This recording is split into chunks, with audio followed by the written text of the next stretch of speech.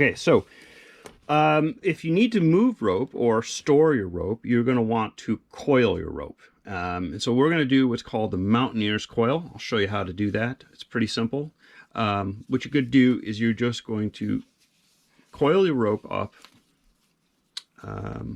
and you want to keep it fairly uniformed in size and shape. And you can do this by, if you've got a long piece of rope, you can do this by sitting down and running the rope over your feet and knees to give it a nice firm similar same size, or you can kind of eyeball it too, but to keep the rope from going all over the place like it is here, we can lock it kind of in place by using what's called the mountaineer's coil.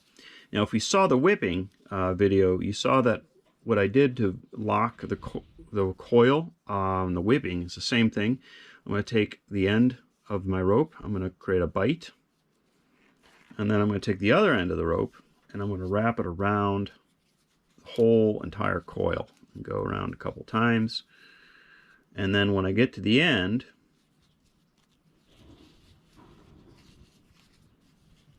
I'm going to stick the running end of this rope into that bite and then pull the rope, and it's going to lock that coil all together. And so now I have a very manageable rope to do that. Now another type of coil that is very handy to have on ships and for rock climbing is what's called a butterfly coil. And the butterfly coil can be done, it's called a butterfly coil because you put it over, you coil it actually with your hands, and it makes it look like there's butterfly wings when you're coiling. But you're going to start on one end of the rope and then the other end of the rope, and you're going to go like this. And then when you get to the end, you're going to lock it in place by doubling it over and sticking the running end through the rope, and that round turn that you just did is going to lock the two together. Well, that's not very good. I'll do that again so you can see.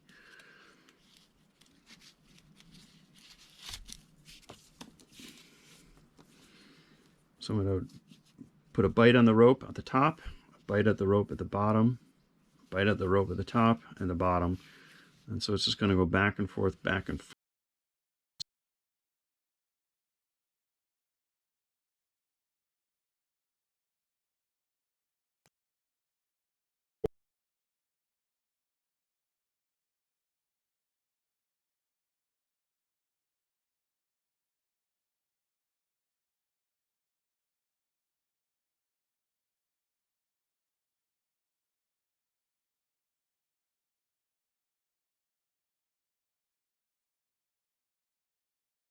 Compact rope, but then you can also very quickly deploy it, and it's not going to get caught up on itself as it's untwining, or unraveling.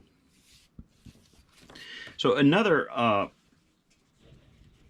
piece of management, rope management, would be knowing how to coil or store webbing. And webbing can be easily done with what's called a daisy chain. So what I'm going to do with the webbing is I'm going to find the end of this rope here, and I'm going to double it up on a bite so it's equal distance, equal length, and then just very simply do an overhand knot. I like to just do it run over my thumb, and then what I'm going to do is I'm going to reach in and I'm going to pull that standing end through the knot. All right, and then I'm going to do that again. Pull it tight. I'm going to make another bite. Put my fingers through that bite.